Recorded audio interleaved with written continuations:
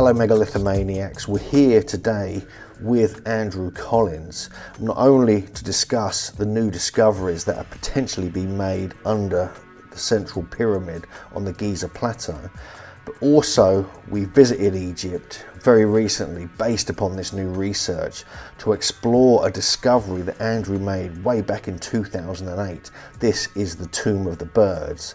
Now the reason this is connected is because the entrance to the Tomb of the Birds and the whole pathway through it goes towards the middle pyramid. So we've got Andrew here to discuss not only the new discovery, but also our exploration of the Tomb of the Birds and how this all fits together. So Andrew, can you tell us what has been discovered in recent days? Well, I think there's a lot of work to be done, and I obviously look forward to releases of information in the coming weeks and months.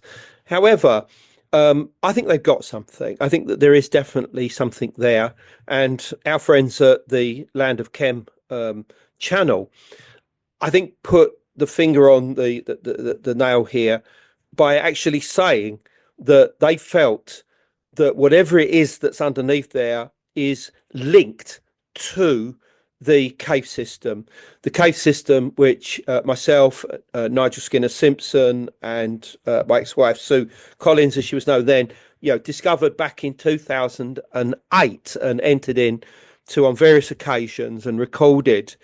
Now that's a natural cave system, but what we know is that this SAR technology has been there since the 2000s, and in 2007 a satellite called Terra SAR X actually recorded data as passing over the Giza Plateau, and this shows the caves that we discovered continuing all the way to the second pyramid. So, in other words, to suggest that this cave system is linked with these discoveries is very, very important, and I think is the right way to go. And the other important clue, as we'll see, is that as far back as 1977, 1978, the Stanford Research Institute, along with the Ain Shams University at Cairo, detected chambers underneath the second pyramid and concluded that they could well be artificial. So this is not a new idea that there's something beneath the second pyramid. So when you were going into the Tomb of the Birds way back in 2008 and on our very recent visit, what do you feel about the new data and how it connects to that? Do you think the new data and the analysis that's been done of it with all these elaborate kind of tubes going underneath the pyramid and everything else, do you think that's connected, and do you think it's valid? Well, I mean, we're talking about a natural cave system that would have been used by probably the first Egyptians, to ever reach the plateau. I mean, it should be remembered that the ancient name for Giza is actually Rostau, which means the mouth of the passages, or the mouth of the caves, or quite literally the entrance into the caves. That's its actual name. And as I've suggested in my books, there's a good chance that that was one of the reasons why the dynastic Egyptians actually went there, because these caves related to their underworld realm known as the Duat. And it's through the Duat that you reach the halls of Amenta. So, the whole thing links together. And so, these caves that we discovered need further exploration. They may be the only way that will allow you access to the area beneath the second pyramid, and only then will we know exactly what is down there. So this is fascinating. So just to get this data that's come out and to have a look at it without all the kind of reconstructions and the speculative kind of imagery that's been kind of created from that is really interesting, because the fact that you have scans going back to 2007 of that whole area proves that the Tomb of the Birds is connected to this kind of area around the middle pyramid, or Khafre's pyramid. So we're now going to jump over to Egypt, where on a very recent visit, based upon the new research that's coming out, where we went into the Tomb of the Birds once again to see what's going on there today and see how that fits with the new discoveries on the Giza Plateau. Okay, we're in Giza. We have made a special visit here to go to somewhere incredibly important, not only to my own history, but to that of Egyptology as a whole. And that is the Tomb of the Birds, which is actually right over there beyond the Great Pyramid on the North Cliff at Giza. And this is the site of the entrance into Giza's lost cave system that we know now goes all the way to the second pyramid. And we have made this journey, and we're going to go over there and we're going to tell you all about it when we come out, myself and Hugh Newman. Now we're approaching it and we're going down this cliff here, and as we come and turn around, we can see in front of us the entrance of the tomb cut into the bedrock. Now officially this place is called North Cliff 2.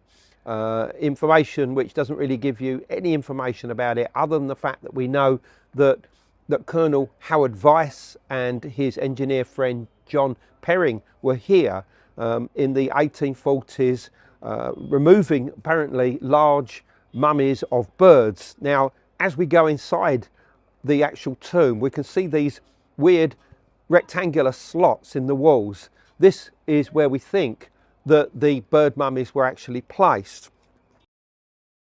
I'm here with Hugh Newman and myself, and we're now going through the actual tomb. As you can see on the left are these very strange rectangular slots, which is where we think that the bird mummies were actually placed. And we go through it, and what I know from my own visits here back in 2008 when we first discovered the cave system is that the entrance is a small hole right up there at the right hand side. Okay, now we're at the actual entrance into the caves themselves, and we're moving through these down into what we call the opening chamber or the dome, and it's this huge natural cave that has been partly carved into a rectilinear room. It doesn't look like they have gone too far with it, but we can now climb down into its base and actually find the main opening, the main tunnel that will take us towards the south. Right, we're now entering into the south tunnel within the actual caves themselves. As you can see, they're all natural, and on the floor are these huge, massive boulders. Now, we're not sure where they come from. They may well have come from the walls to the side and have just collapsed down. It may be that some of them actually come down from the roof. However, what we know is that this creates a very dangerous environment where if you lose your footing, your leg can get caught between these blocks, and you could not just break a leg, but literally snap it off. There are bats everywhere flying at us. One has just hit Hugh in the face, but we're continuing on down here. This is the first time I've been here since April 2008. That's 16 years ago, and yet it all looks familiar exactly as it did before, and it's just incredible to be back here.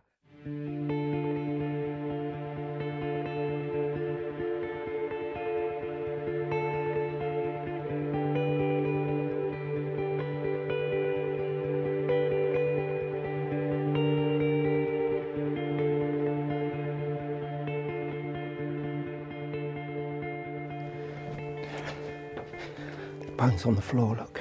They're shining down.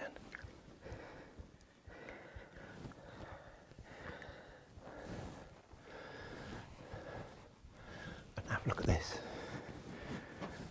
Yeah. Yeah, that's like a natural ending, but okay.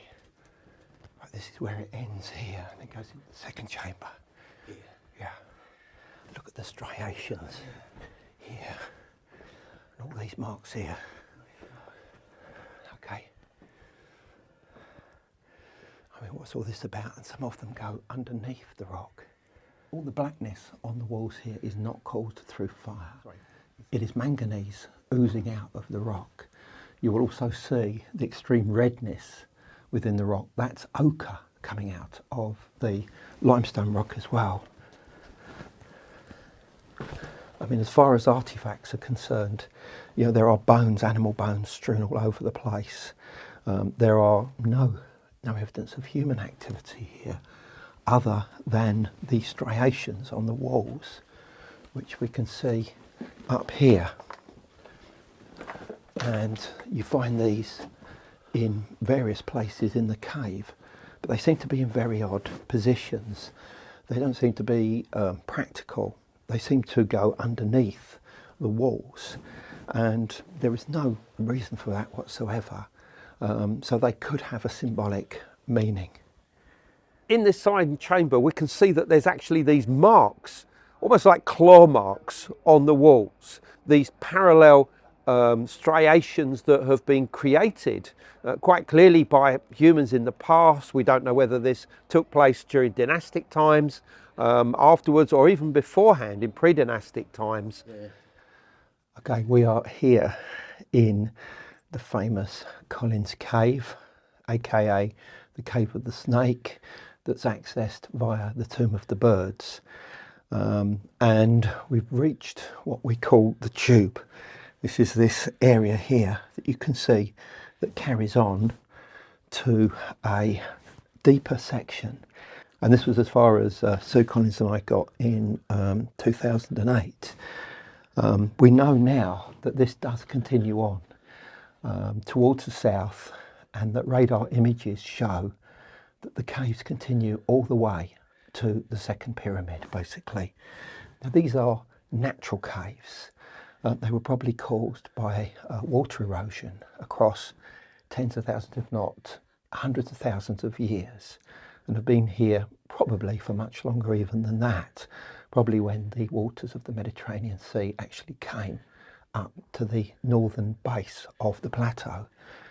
So it's incredible coming back in here 16 years after I was here originally, and it's just great to be back. And it's just an exploration, just a token of our, you know, of the importance of this place and what it means to the Giza Plateau, which takes its name from Rostau, which means the mouth of the passages or the opening into the caves.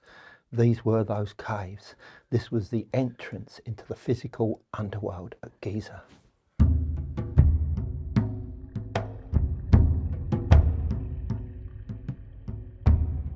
Okay, we've just come out of the Tomb of the Birds after an incredible experience that Hugh and I will probably remember for the rest of our lives. Once again, it's just a privilege to be here on this special visit that we have made to check out the caves. We'd heard rumours that you could get into them once more, and we wanted to just take in everything that we could on this first return visit, which for me is the first time I've actually been in those caves for 16 years after the discovery of them in 2008 with the Egyptological researcher Nigel Skinner-Simpson and my ex-wife Sue. And we explored them then 4 times, and this caused almost like an international stir, really. Not only was it published in my book Beneath the Pyramids, but in 2014 it became a virtual international incident when I was no longer really welcomed in the country, and my good friend Robert Bouval worked on my behalf to try and clear my name on behalf of the Supreme Council of Antiquities, and he managed to achieve this back then. Luckily all of that has washed over, so today we are free to go in there once again, and that's exactly what we've done today. But I think what's important to know is that even though there is access to it now, that back in 2008 nobody knew about these caves, not even Zahi Hawass. He was shown just a few months later going inside them as part of a TV series called Chasing Mummies, when it was quite clear he knew nothing about this cave system. And considering the fact that he had been the director of operations of excavations on the Giza Plateau for many years, I think that is incredibly telling. The TV show Chasing Mummies, which was a reality show with Zahi Hawass, reached this far, and archaeologist David Cheetham went down the tube and he called back and said, this is as far as the caves go. But the one thing that we now know about this show is that he was told to say that. We know that the tube does continue on and that it goes towards the second pyramid.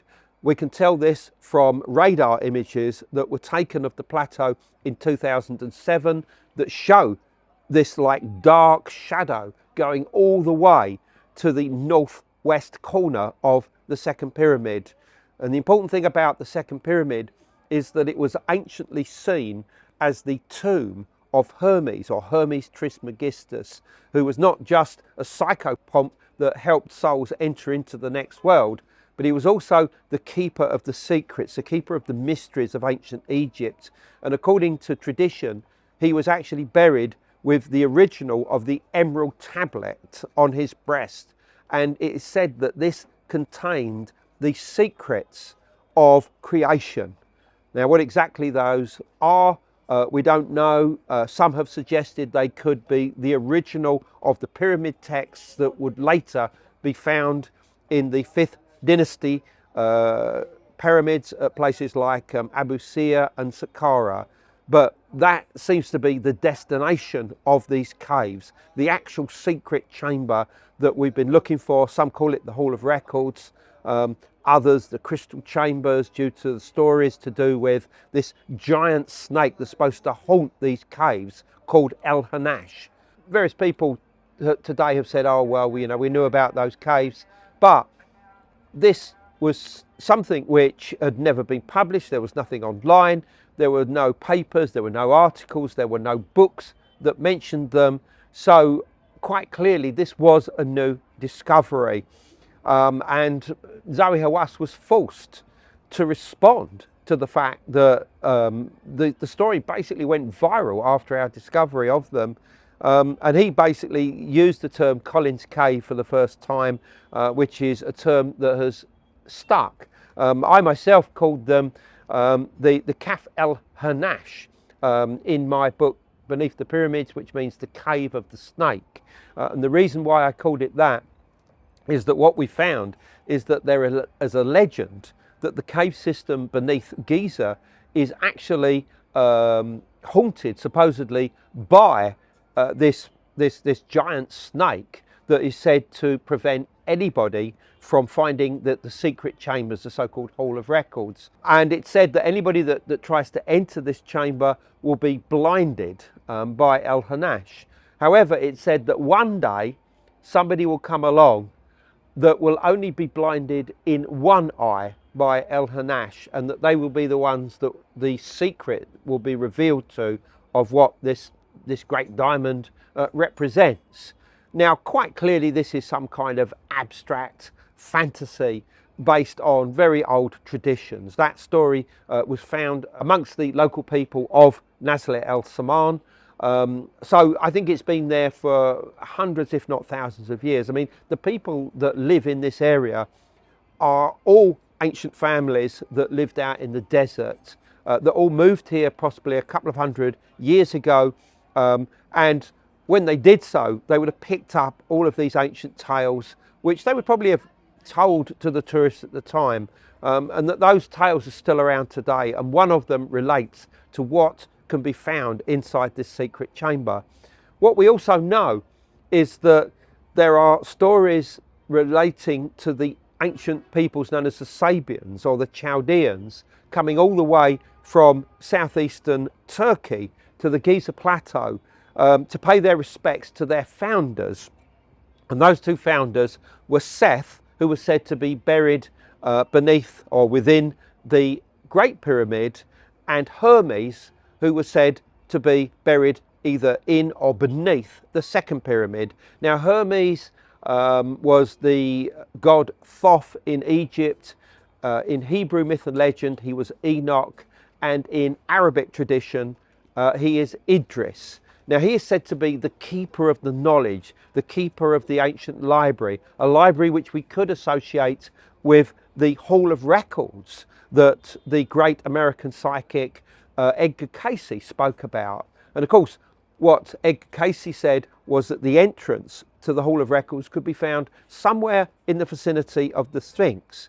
And we now actually know that there are tombs within the Sphinx enclosure that do head off into cave tunnels, some of which are heading in the direction of the second pyramid. And it's my opinion that if you are looking for this secret chamber, you need to look in the vicinity of the second pyramid, because not only was this the tomb of Hermes, but it also was said to be where Hermes has the original of the secret tablets held against his chest. They contain the secrets of creation. Some suggest that they could be the originals of the pyramid texts, the spells and sayings and root of the dead as they go into the afterlife, and that they are there on the walls. And perhaps the story that the emerald tablet is green suggests that the walls themselves could be made of some kind of green stone. Now, all of these are possibilities, but what we do know is that the most likely entrance into this underworld, which leads to this secret chamber, is within the Tomb of the Birds.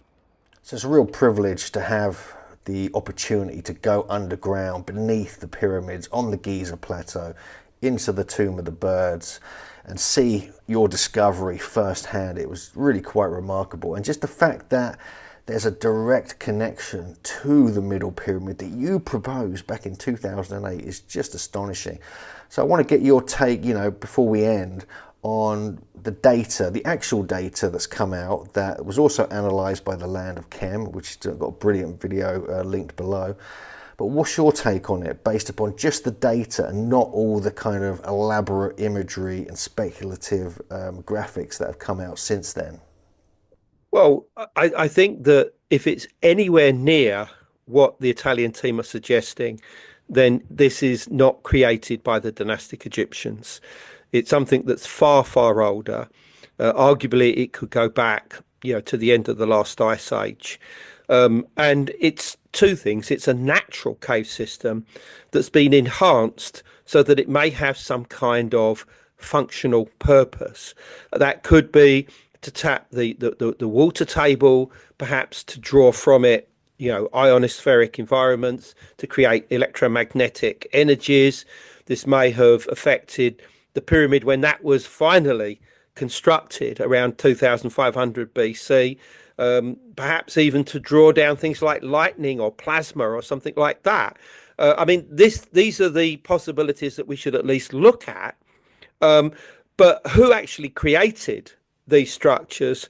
I think that you're looking, if everything's correct, at what we refer to as Egypt's elder culture, something that was going on there thousands of years before the time of the dynastic Egyptians, and probably is contemporary with the Tashtepala culture of Egypt. We know that there are links between the area of Göbekli Tepe and Egypt through a place called Helwan, which is now a big city just to the south of Cairo, within sight of the Giza Plateau, where there was a advanced settlement going back 20,000 years.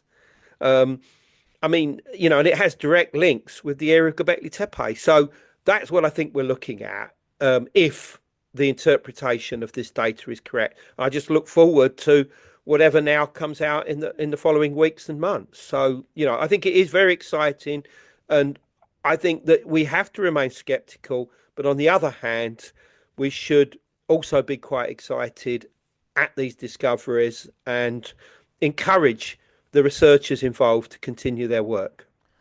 So thanks very much, Andrew, and thanks everybody who's listening. Please leave any comments below.